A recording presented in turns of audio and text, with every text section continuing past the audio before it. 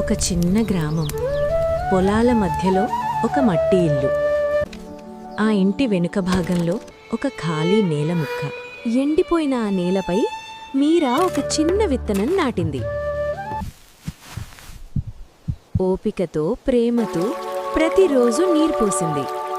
ఒక ఉదయం మట్టిని చీల్చుకుంటూ పచ్చమొగ్గ వెలిసింది.